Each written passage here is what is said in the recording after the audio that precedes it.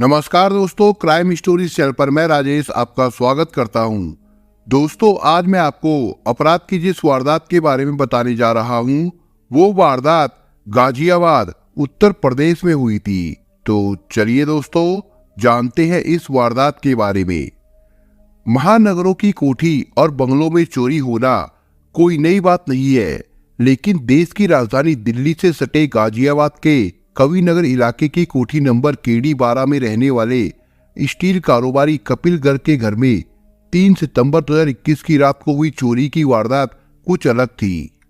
पहली खास बात तो ये थी कि कपिल गर्ग उत्तर प्रदेश के चिकित्सा स्वास्थ्य राज्य मंत्री अतुल गर्ग के मकान से चंद कदमों की दूरी पर रहते थे, जिससे वहां की सुरक्षा चाक चौबंद थी। दूसरी बात ये थी कि चोरों ने कपिल गर्ग के मकान में खिड़की की ग्रिल तोड़कर प्रवेश किया था और वो अलमारी में रखे हुए हीरे व सोने के करोड़ों रुपए के जेवर व नकदी चुरा कर ले गए थे।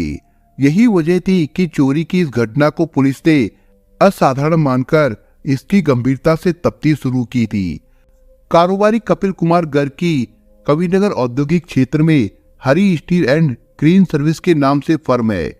यहाँ इस कोठी में वो अपने बेटे वंश गर्ग, पुत्रवधू शिवानी और 8 महीने की पोती के साथ रह रहे थे।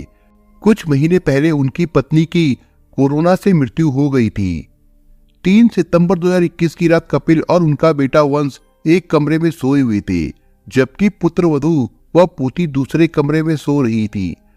इस दौरान रात के किसी समय कोठी के पीछे की तरफ से छत से होते हुए चोर कोठी में दाखिल हुए और प्रथम तल पर बनी खिड़की की ग्रिल तोड़कर कोठी के भीतर प्रवेश किया। चोर सीधे उनकी बहू के कमरे में पहुंचे और कमरे के भीतर बने स्टोर में रखी अलमारी में से सोने व हीरे के जेवर चोरी करके ले गए। सुबह उठने पर वारदात का पता चला तो घर में कोहराम मच गया। हैरानी ये थी कि परिवार में सोते हुए किसी भी सदस्य को इसकी भनक तक नहीं लगी। तत्काल पुलिस को सूचना दी गई। वारदात चूंकि शहर की सबसे पॉश कॉलोनी में हुई थी, इसलिए कविनगर थाना प्रभारी संजीव शर्मा टीम के साथ तत्काल मौके पर पहुंच गए। एसएसपी पवन कुमार, एसीपी निपुण अग्रवाल ने भी मौके पर पहुंचकर घटना स्थल का मुआयना किया। मौके पर फॉरेंसिक टीम ने भी पहुंचकर जांच के नमूने लिए। डॉग स्क्वाड को भी मौके पर बुलवाया गया, लेकिन उनसे भी कोई खास मदद नहीं मिली। शुरुआत में कपिल गर्ग इतना ही बता सके कि घर में करीब 1 करोड़ रुपए से अधिक के गहने और कैश की चोरी हुई है। चोरी हुए जेवरों में उनकी शादीशुदा बेटी के भी आभूषण थे, जो उनके पास ही रखे थे। चोरों ने जिस तरह सफाई के साथ घर में प्रवेश किया था और उस स्थान को ही निशाना बनाया था जहां कीमती गहने रखे थे, उससे साफ था कि चोरी की वारदात में किसी पहचान वाले का ही हाथ होगा। दरअसल चोरों ने मकान के पिछले हिस्से से, जो कि बंद रहता है, उस तरफ से कोठी में प्रवेश किया था। उनको शायद जानकारी थी कि जेवर कहाँ रखी है। इसके चलते वो कोठी में बने सिर्फ उस कमरे में पहुंचे जहां जेवर रखे हुए थे। गार्ड व घरेलू सहायक को भी पता नहीं चला कि घर में चोर घुसे हैं।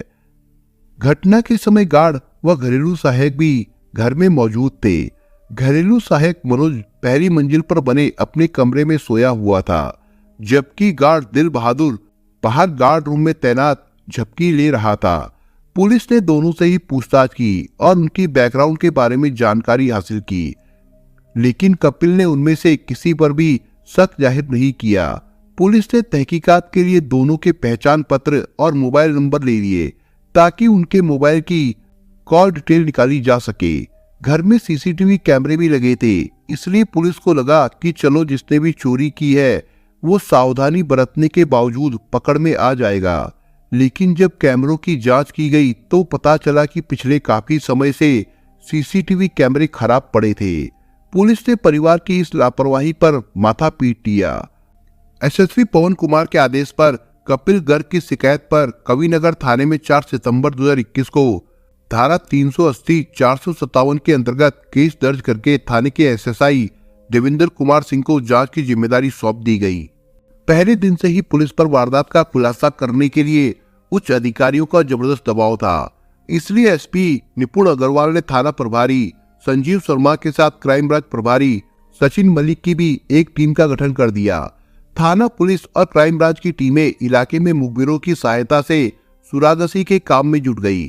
थाने की पुलिस कपिल गर्ग के परिचितों, उनके घर आने वाले लोगों, फैक्ट्री में काम करने वाले लोगों के साथ कॉलोनी में आने वाले वेंडरों की लिस्ट बनाकर उनसे पूछताछ का काम करने लगी। दूसरी तरफ क्राइम ब्रांच की टीम ने केडी ब्लॉक में सभी कोठियों और रोड साइड में लगे सीसीटीवी कैमरों की फुटेज खंगालने का काम शुरू कर दिया। पुलिस की टीमों ने 2 दिन के भीतर 25 से अधिक सीसीटीवी के फुटेज देखे तो क्राइम ब्रांच की टीम को आशा की किरण मिल गई। दरअसल घटना वाली रात 3 से 4 बजे के बीच एक काले रंग की स्कॉर्पियो गाड़ी कपिल गर्ग के घर के आसपास तथा उनकी गली के बाहर मंडराती हुई नजर आई, लेकिन फुटेज इतनी धुंधली थी कि उसमें सवार लोगों व गाड़ी का नंबर साफ नहीं दिखा। लेकिन इससे उम्मीद का एक सिरा पुलिस के हाथ लग गया था। जिस जगह चोरी हुई थी वहां से 3 रास्ते शहर से बाहर जाने वाले थे। पुलिस ने उन सभी रास्तों पर आगे की तरफ बढ़ते हुए जितने भी सीसीटीवी कैमरे रोड साइडों में लगे थे उन्हें खंगालने का काम शुरू किया। जैसे जैसे टीम वहां के सीसीटीवी फुटेज खंगालती रही वैसे वैसे सुराग पुख्ता होता चला गया। ईस्टर्न पेरिफेरल एक्सप्रेसवे पर बने टोल प्लाजा की तरफ बढ़ते हुए ये काली स्कॉर्पियो गाड़ी एक के बाद एक कई सीसीटीवी कैमरे में कैद हो गई, लेकिन कहीं भी गाड़ी का नंबर साफ तौर पर दिखाई नहीं दे रहा था। सीसीटीवी की जांच में ये गाड़ी जब टोल प्लाजा के पास एक पेट्रोल पंप पर पहुंची, गाड़ी कुछ देर वहां रुकी, लेकिन उसने पेट्रोल पंप से उसमें तेल नहीं भरवाया। वो गाड़ी थोड़ी देर वहां पर रुककर फिर से एक्सप्रेसवे पर चढ़ गई थी, जिससे साफ हो गया कि ये गाड़ी गाजियाबाद से बाहर चली गई थी। लेकिन इस पूरी कवायद का फायदा ये हुआ कि पुलिस को टोल प्लाजा के सीसीटीवी से स्कॉर्पियो कार का नंबर मिल गया। इस जगह मिली सीसीटीवी में ये भी साफ हो गया कि गाड़ी में ड्राइवर समेत कुल 2 लोग सवार थे। पुलिस ने टोल प्लाजा के सीसीटीवी फुटेज को भी जांच के लिए कब्जे में ले लिया। टोल प्लाजा के फास्टैग अकाउंट की जांच पड़ताल की तो पता चला कि किसी इरफान नाम के व्यक्ति के वॉलेट से ये पेमेंट हुई है। टोल प्लाजा और परिवहन विभाग से सभी डिटेल्स निकलवाकर जांच आगे बढ़ी तो पता चला कि ये गाड़ी और फास्टैग से जुड़ा बैंक खाता इरफान पुत्र मोहम्मद अख्तर निवासी गांव जोगिया गाड़ा, थाना पुपरी, जिला सीतामढ़ी, बिहार के नाम पर है। कविनगर थाना प्रभारी संजीव कुमार शर्मा ने जब इस जांच प्रगति से एसपी निपुण अग्रवाल को अवगत कराया तो उन्होंने एक टीम तत्काल बिहार के सीतामढ़ी रवाना करने का आदेश दिया। उस दिन आरटीओ विभाग से भी स्कॉर्पियो गाड़ी के बारे में जानकारी हासिल कर ली गई। एएसआई देवेंद्र सिंह और क्राइम ब्रांच प्रभारी सचिन मलिक की अगुवाई में पुलिस की एक टीम सीतामढ़ी के लिए भेज दी गई। 7 सितंबर 2021 को पुलिस की टीम ने स्थानीय पुपरी थाने से इरफान के बारे में जानकारी हासिल की तो पता चला कि इरफान एक शातिर अपराधी है। उसके खिलाफ पुपरी थाने में ही झगड़ा, जानलेवा हमला करने और धमकी देने के मामले दर्ज है।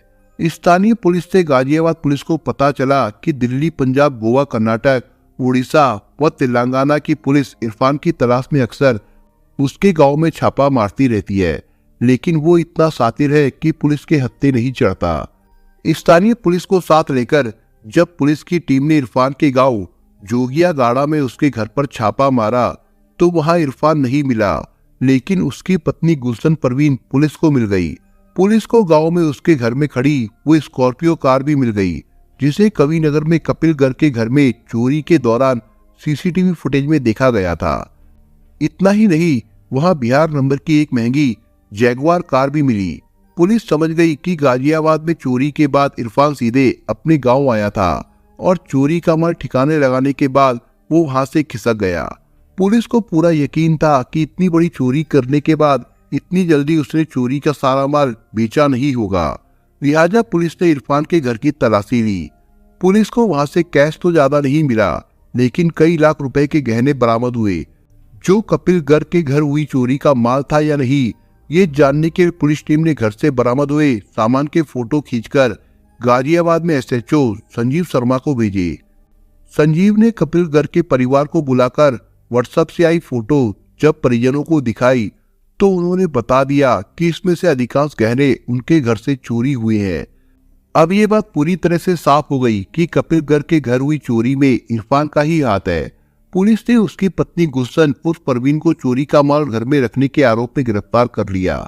पुलिस को स्थानीय पुलिस से इस बात की जानकारी भी मिल चुकी थी कि इरफान ने अपने गांव व आसपास के इलाकों में बहुत सारे लोगों को शॉर्टकट से पैसा कमाने का लालच देकर अपने गैंग में शामिल कर लिया था। इसलिए पुलिस ने उसकी पत्नी गुलशन से स्थानीय थाने में महिला पुलिस की मदद से सख्ती के साथ पूछताछ की तो पता चला कि गाजियाबाद के कविनगर में हुई चोरी के दौरान पुपरी थाना क्षेत्र का ही इरफान का ड्राइवर मोहम्मद सोहेब तथा विक्रम साहब भी शामिल था। पुलिस ने उसी रात छापा मारा। संयोग से दोनों अपने घर पर ही मिल गए और दोनों को गिरफ्तार कर लिया गया। उनके घर से भी तलाशी के दौरान चोरी के कुछ आभूषण बरामद हुए जो उन्होंने कपिल के घर से चोरी किए थे। तीनों आरोपियों को सीतामढ़ी की अदालत में पेश करने के बाद कविनगर पुलिस उन्हें ट्रांजिट रिमांड पर लेकर गाजियाबाद आ गई। यहाँ पर न्यायालय में पेश करके तीनों को पुलिस ने 3 दिनों की रिमांड पर ले दिया, जिसके बाद उच्च अधिकारियों ने गुलशन, परवीन, सोहेब और विक्रम से विस्तार से पूछताछ की। सोहेब तथा विक्रम ने घटनास्थल केड़ी 12 में कपिल गर्ग की कोठी पर जाकर इस बात की पहचान कर दी कि वे इरफान के साथ 3 सितंबर को चोरी करने आए थे। इसके बाद शुरू हुआ ताबड़तोड़ गिरफ्तारियों का सिलसिला। पुलिस की टीमों ने इरफान के गिरोह में काम करने वाले इमरान को भी गिरफ्तार किया। इमरान चोरी के आभूषण बिकवाने में इरफान की मदद करता था। पुलिस ने अलीगढ़ के रहने वाले 3 सर्राफा कारोबारियों मुरारी वर्मा, शिवम वर्मा तथा धीरज वर्मा को भी गिरफ्तार किया, जिनसे चोरी के कुछ आभूषण भी बरामद किए गए। इन चारों की गिरफ्तारी के बाद पुलिस टीमों ने जांच पड़ताल और पूछताछ को आगे बढ़ाते हुए इरफान के गांव के रहने वाले मोहम्मद मुजाहिद और पड़ोस के जाहिदपुर गांव में रहने वाले मोहम्मद सरबरूल हुदा को भी गिरफ्तार कर लिया। लेकिन ये सिलसिला यही खत्म होने वाला नहीं था। छानबीन आगे बढ़ी तो पता चला कि अलीगढ़ में बरोला जाफराबाद में रहने वाली इरफान की प्रेमिका रूपाली उर्फ संगीता, गांव गाड़ा जोगिया में रहने वाली उसकी विधवा बहन लाडली खातून को भी इरफान के चोरी के कारनामों की पूरी जानकारी रहती है। वे दोनों न सिर्फ पुलिस से बचने के लिए छिपने में उसकी मदद करते थे, बल्कि चोरी के माल को ठिकाने लगाने से लेकर उससे ऐश भरी जिंदगी जीने में भी हिस्सेदार बनी रहती है। एक के बाद एक पुलिस इरफान से जुड़े 11 लोगों को गिरफ्तार कर चुकी थी, लेकिन पुलिस के लिए छलावा बन चुका इरफान उर्फ उजाला हर बार पुलिस की पकड़ से फिसल जाता था। इस दौरान साक्ष्यों के अभाव में उसकी बहन लाडली खातून तथा प्रेमिका रूपाली की जमानत भी हो गई, लेकिन इरफान फिर भी पुलिस की पकड़ में नहीं आया। कविनगर पुलिस द्वारा क्राइम ब्रांच की टीम लगातार उसकी गिरफ्तारी के प्रयास में लगी रही। इस दौरान कविनगर थाने के प्रभारी संजीव शर्मा का तबादला हो गया था। उनकी जगह अब्दुल रहमान सिद्दीकी कविनगर थाने के नए थाना प्रभारी बन गए। उन्होंने जांच अधिकारी देवेंद्र सिंह के साथ मिलकर नई रणनीति तैयार की और अब तक पूछताछ में आए तमाम लोगों की निगरानी का काम शुरू कर दिया। लगातार प्रयास के बाद पुलिस टीम को जानकारी मिली कि इरफान 24 अक्टूबर को गाजियाबाद कोर्ट में अपने वकील से मिलने के लिए आएगा, क्योंकि उसे अपने गिरोह के गिरफ्तार साथियों की जमानत करानी है। पुलिस ने 24 अक्टूबर को इरफान को पकड़ने के लिए बड़ा जाल बिछाया। अदालत में वकीलों के चैम्बर से लेकर अदालत के बाहर जाने वाले रास्तों पर सादा लिबास में पुलिस की टीमों ने जाल बिछा दिया। दोपहर बाद करीब 3:30 बजे जब इरफान अपने वकील से मिलकर आरडीसी कॉलोनी से निकलकर बस अड्डे की तरफ जाने के लिए कचहरी के गेट से बाहर निकला तो सादा लिबास में खड़ी पुलिस की टीमों ने उसे दबोच लिया और गाड़ी में डालकर कविनगर थाने ले आई। जिस इरफान को पकड़ने के लिए कविनगर थाने की पुलिस 2 महीनों से हाथ पांव मार रही थी, उससे पूछताछ करने के लिए एसपी निपुण अग्रवाल और एसएसपी पवन कुमार ने खुद इरफान उर्फ उजाला उर्फ आर्यन से पूछताछ की तो उसके बारे में जानकर सभी की आंखें हैरत से फैल गई, क्योंकि जिस शख्स को वे महानगर का सबसे बड़ा चोर मानकर पकड़ने में लगे थे, असल में अपराधी के रूप में वो एक रॉबिन हुड था, जो अमीरों के घर में चोरी कर उनसे की गई कमाई को गरीबों में बांट देता था। वो गरीब परिवार की लड़कियों की शादी भी करवाता था। सीतामढ़ी में उसके गांव में रहने वाला कोई गरीब अगर बीमार पड़ता था या किसी ऐसी गंभीर बीमारी से पीड़ित हो जाता कि उसका इलाज कराना उसकी सामर्थ्य में नहीं होता, तो वो ऐसे लोगों के इलाज का पूरा खर्चा उठाता था। किसी गरीब की बेटी की डोली अगर पैसों के बिना न उठ रही है तो इरफान पैसा देकर इस नेक काम में परिवार की मदद किया करता था। इरफान दिल्ली के कुख्यात चोर बंटी के कारनामों से बेहद प्रभावित था और उसे अपना आदर्श मानता है। मूल रूप से बिहार के सीतामढ़ी में जोगिया गाड़ा गांव के रहने वाले इरफान का परिवार पहले बहुत गरीब था। पिता खेतों में मजदूरी किया करते थे और साल 2000 में उनकी मौत हो गई। छोटे से टूटे फूटे मकान में रहने वाले इरफान के परिवार में उसके 2 भाई और 2 बहनें हैं। इरफान के साथ उसकी 65 साल की माँ नसीमा खातून, बड़ा भाई फरमान, भाभी गिन्नी खातून और इरफान की पत्नी गुलशन परवीन तथा उसकी 2 बेटियां रहते हैं। उसकी एक बड़ी विधवा बहन लाडली खातून अपने बच्चों के साथ उसके साथ ही रहती थी। 5वीं कक्षा तक पढ़ा इरफान लिखना नहीं जानता था, बस वो अपने साइन कर सकता है, लेकिन इसके बावजूद उसके अंदर एक ऐसी खासियत है कि वो जिससे भी एक बार मिल ले वो उसका मुरीद होकर रह जाता है।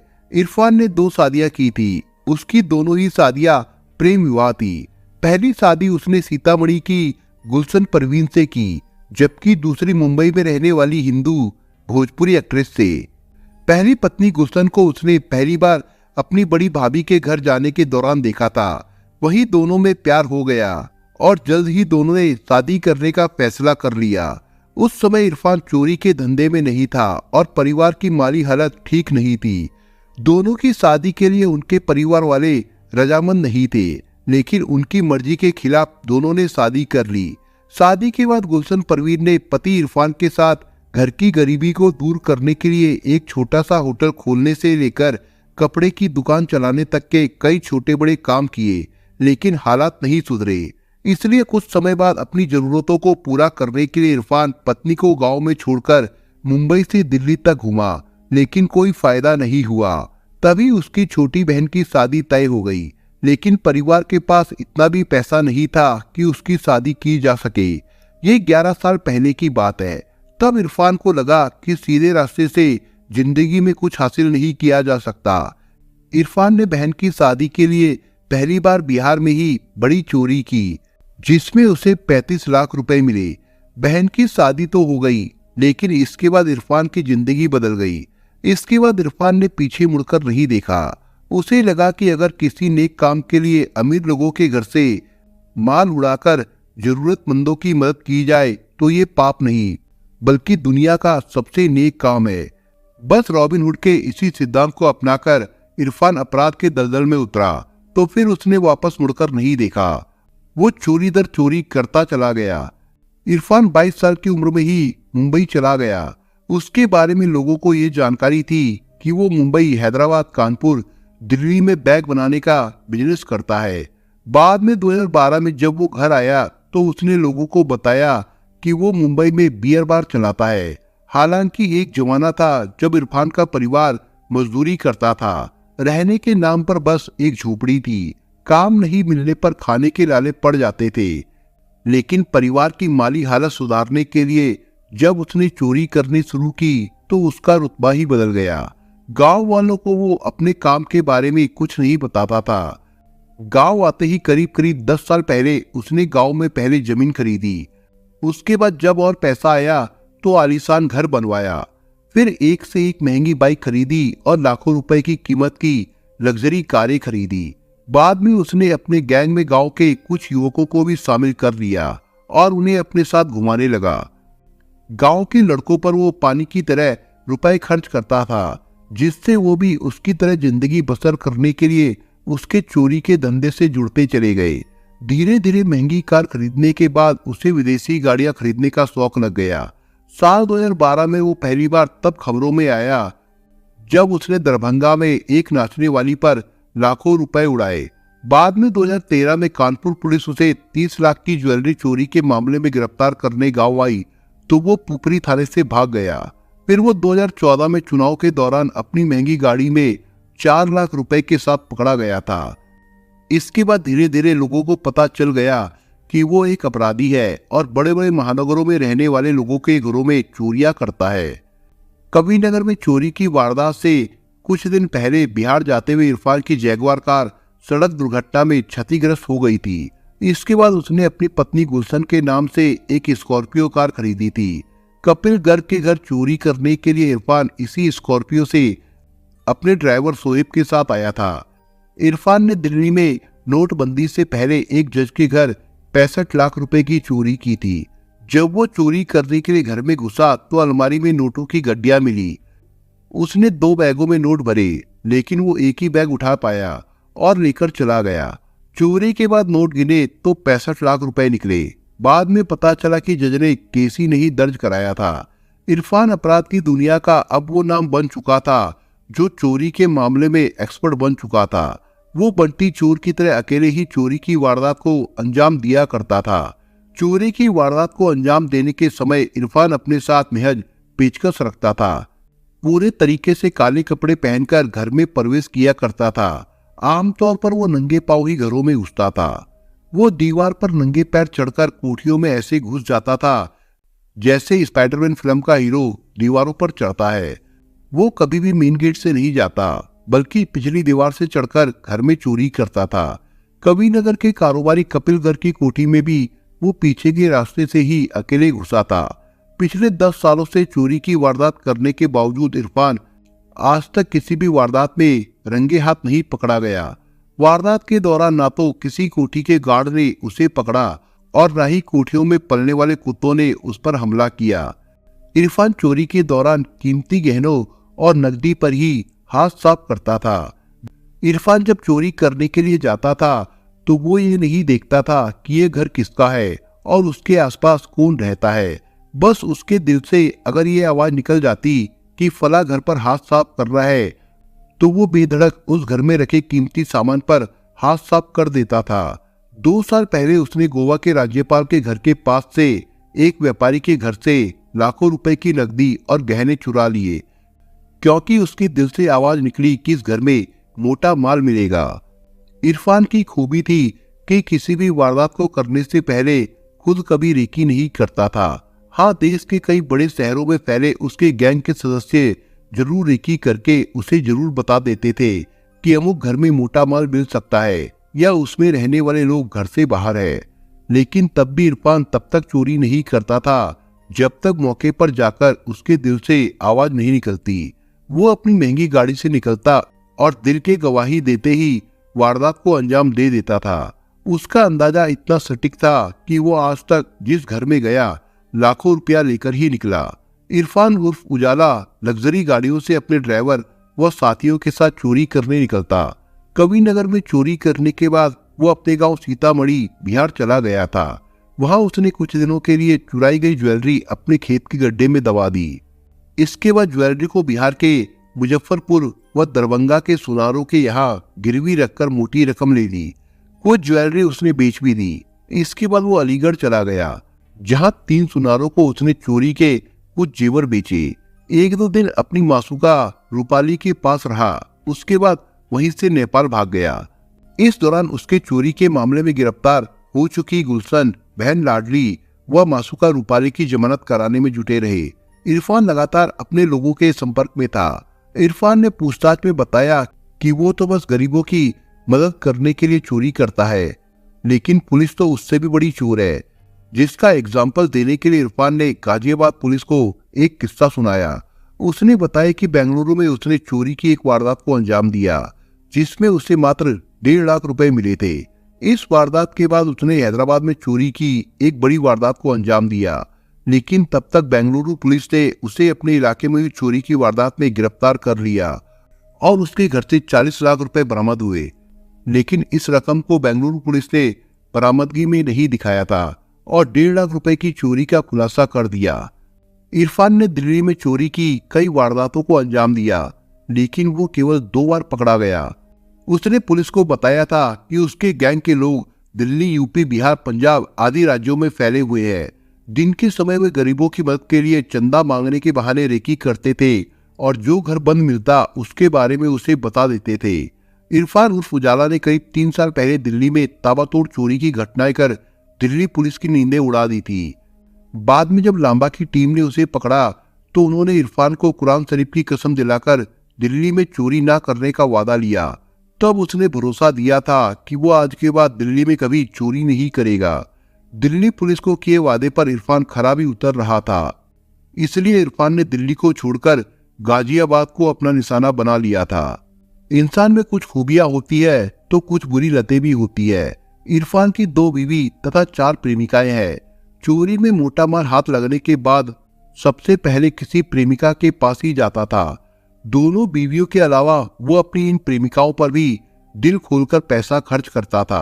इनमें से अलीगढ़ में रहने वाली प्रेमिका रूपाली को तो कविनगर पुलिस ने गिरफ्तार करके जेल भेज दिया, जबकि उसकी दूसरी मासूकाए आगरा, सवाई माधोपुर तथा बेंगलुरु की रहने वाली है। चोरी की रकम से वो इन्हें महंगे गिफ्ट देता। इरफान मुंबई, चंडीगढ़, बेंगलुरु और दिल्ली के लाउंज व बारों में जमकर मौज मस्ती करता और रुपए उड़ाता। उसकी छवि गांव में रॉबिनहुड जैसी हो गई थी। सामाजिक काम में इरफान किस कदर सक्रिय हो चुका था, इसका अंदाजा इसी बात से लगाया जा सकता है कि 2 साल पहले अपने पड़ोस में रहने वाली एक गरीब लड़की के कैंसर के ऑपरेशन पर उसने 20 लाख रुपए खर्च कर दिए थे। वो अपने गांव में हर महीने चिकित्सा शिविर का आयोजन कराता था। गांव के लोगों को अब पता था कि वो बड़े शहरों का महाचोर है। इसके बावजूद गांव के लोगों के लिए वो फरिश्ता ही था, जो उनकी जिंदगी में उजाला भरने के लिए चोरी कर अपनी जिंदगी दांव पर लगा रहा था। इसलिए लोग उसके नाम के आगे उजाला लगाने लगे थे। इरफान जब लोगों की मदद करता तो इसमें वो ये नहीं देखता था कि मदद मांगने वाला किस मजहब का है। सामाजिक काम करके फरिश्ते के रूप में बनाई गई छवि के कारण गांव तथा आसपास के इलाकों के लोग अब इरफान पर दबाव बनाने लगे कि अगर वो राजनीति में आ जाएगा तो उनकी जिंदगी संवर जाएगी। इरफान भी जानता था कि राजनीति में आने के बाद ही वो अपनी कौम और लोगों की मदद कर सकता है। लोगों ने उस पर ज्यादा दबाव डाला तो उसने गांव व आसपास के क्षेत्र में और तेजी से सामाजिक कार्य शुरू कर दिए। उसने राजनीति में कदम रखने के लिए अपनी पत्नी गुलशन परवीन को आगे कर दिया। वो गांव और इलाके की राजनीति में आगे बढ़ना चाहता था। इसलिए उसने कुछ दिन पहले ही पुपरी के जिला परिषद क्षेत्र संख्या 34 से अपनी पत्नी को प्रत्याशी बनाया। नामांकन से लेकर चुनाव प्रचार प्रसार में उसने दिल खोलकर खर्चा किया। हालांकि इस दौरान पुलिस ने गुलशन को गिरफ्तार करके जेल भी भेजा, लेकिन जेल से निकलने के बाद उसने फिर से नामांकन किया और लोगों ने जमकर उसके प्रचार में साथ दिया। इसे इरफान की पत्नी की मेहनत कहे या इरफान की सामाजिक कार्यों से मिली शोहरत, उसकी पत्नी भारी मतों से चुनाव जीत गई। कविनगर पुलिस ने इरफान व उसके पकड़े गए साथियों से अब तक चोरियों में प्रयुक्त की जाने वाली स्कॉर्पियो व जैगुआर समेत 1 करोड़ की कीमत से अधिक के सोने व हीरे के जेवर बरामद किए हैं। उसके खिलाफ विभिन्न प्रदेशों में चोरी के 25 मामले दर्ज है तथा उसने अब तक 20 करोड़ रुपए से अधिक की चोरियां की है। उसने अपनी पत्नी गुलशन परवीन से चुनाव जीतने के बाद चोरी न करने का वादा किया था। उसकी पत्नी अब जिला पंचायत सदस्य का चुनाव जीत चुकी है, लेकिन रॉबिनहुड बनने का उसका ख्वाब उसे जराइम की दुनिया से दूर नहीं रख पाया है। दोस्तों, आप अगर चैनल पर नए हो तो आप चैनल को सब्सक्राइब करने के साथ कमेंट बॉक्स में इस कहानी के बारे में अपने विचार जरूर लिखिएगा। मिलता हूं एक नई कहानी के साथ, तब तक के लिए अपना ख्याल रखिएगा। धन्यवाद।